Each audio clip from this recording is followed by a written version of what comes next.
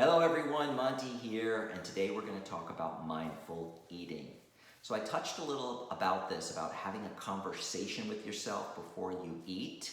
It could also, I talked about a Tony Robbins technique that can help you when you're thinking about eating something bad that you know is unhealthy for you, how to talk yourself out of it. It's a Tony Robbins technique called leverage technique, also known as the pain and pleasure principle. Google it, go on YouTube and search it. There's a long video of almost an hour and a short one of like 15 minutes. I highly suggest you watch it because it'll help you with any habit you want to break, not just with diet or eating more healthy. Maybe it's spending money, maybe it's biting your nails, I don't know, whatever kind of habit you want to change.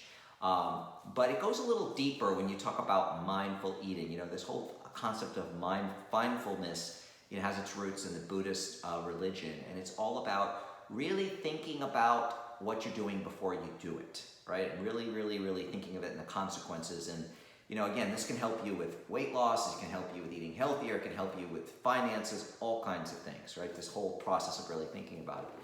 But talking about health and food, I think, first of all, one of the things you really have to start doing if you're not doing, and I even made a mistake yesterday, I'll tell you a little story, is read the labels very carefully. I read labels of any new product before I eat it, but I was in a hurry and I read it fast and I didn't read that it had a chemical in this food. I forgot sodium chloride or I don't know, some weird thing, or I think it was sodium chloride, I'm not sure.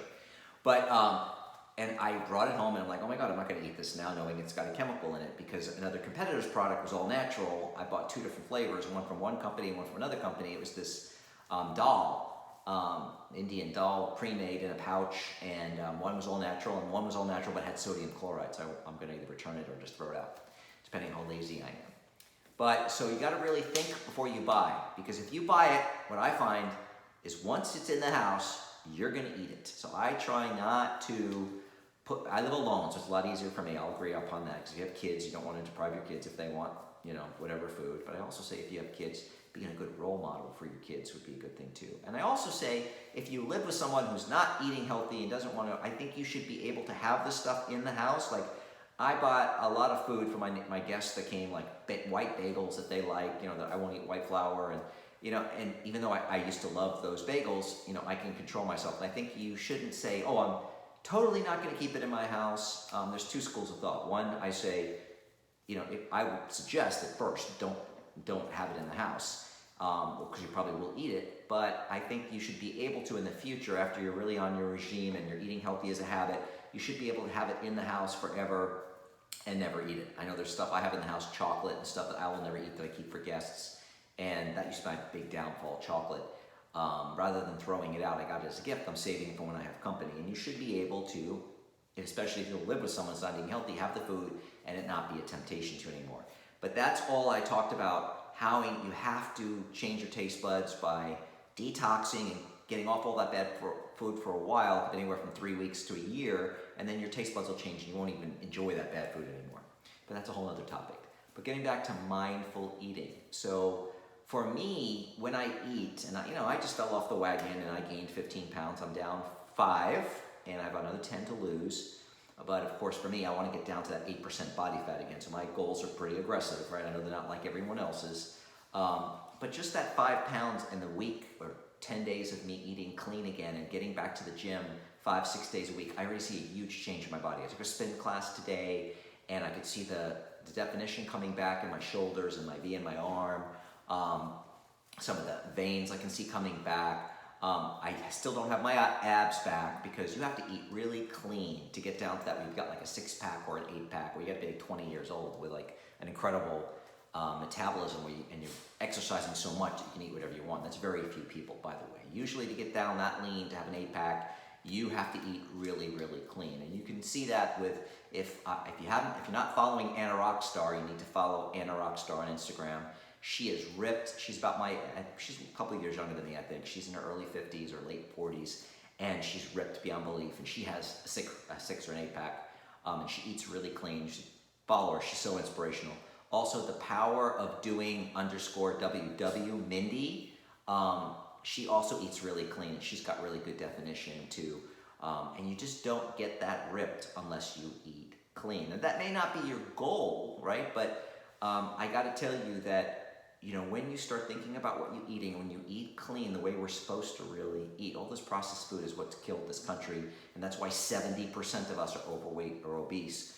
But when you start eating like we're supposed to eat clean, not a lot of processed foods, lots of healthy whole grains, fruits, vegetables, lean meats, the change in your body will be amazing.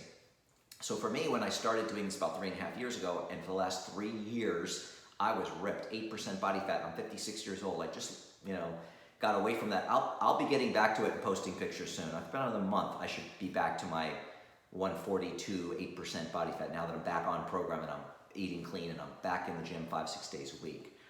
It works. And I can tell you from all the years of me dieting, I've gotten to goal weight many times, but I've never got the definition that in my muscles and the change, never been in this good shape as I was a couple months ago until I started eating clean. And just 10 days of eating clean, I'm already seeing all my definitions starting to come back. But to get that way, you have to be mindful. You have to, every time you're about to sit down and eat anything, I always ask myself 3 questions. How does this food that I'm about to consume coincide with my health and fitness goals, right? Number 1.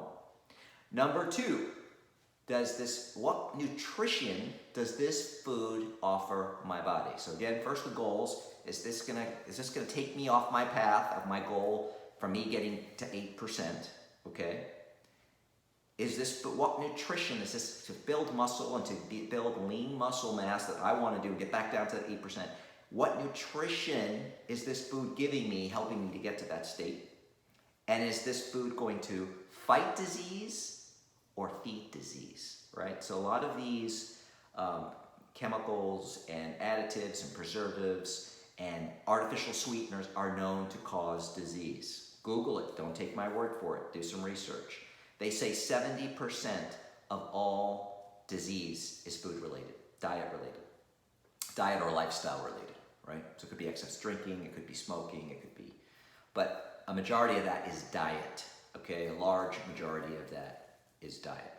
So you have to start thinking about that. And if you ask yourself those 3 questions and you still want to eat the bad food, right? Because that's the first 3 things that goes off in my head. And sometimes I have the piece of pizza, right? But I'm thinking and saying, oh my God, I'm eating this. It's going to be 300 calories for this small piece of pizza, and it's going to be devoid of nutritional value. I mean, hardly any nutrition. I mean, really. It's just, and I think about these things. And it stops me from having the second or the third or the fourth piece, right? And then if I really, like the other day I had a piece of pizza because I wanted it so badly. I said, you know what? I have the calories. I'm going to do it, but I'm only going to have one, right? Not like all the other days I was having, last couple of months, I was having pizza like every single day, 3-4 pieces a day. It was crazy, right? So again, you have to stop yourself and start having these conversations. And if those 3 questions don't ask you, deter you from eating that bad food, then use the Tony Robbins leverage technique and start making it more painful. Say, oh, if I eat this, I may get sick because my stomach's not used to it. It's going to make me gain weight. I'm not going to lose weight this week if that's your goal. I'm going to be embarrassed when I tell people I didn't lose any weight this week, or I gained weight, and I'm not going to get to my fitness goals, and you just keep replaying this stuff all over in your head, and hopefully it's going to make it more painful than pleasurable to eat that bad food. But again, it's all about being mindful and thinking about what you do before you do it, whether any habit, but especially with your health. I think a lot of us really don't think about the food before we consume it, and that's the biggest thing. So that, in a nutshell, is what I think about mindful eating. It starts with mindful shopping, reading the labels, trying to fill your cart with whole grains, natural foods, lean meats, and then every time you go to cook something or go to eat something, whether it's home or whether it's out, ask yourself those 3 questions. Does this coincide with my fitness goals?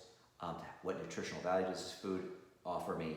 Is it fight disease or feed disease? And if that doesn't work, go to the Tony Robbins leverage technique.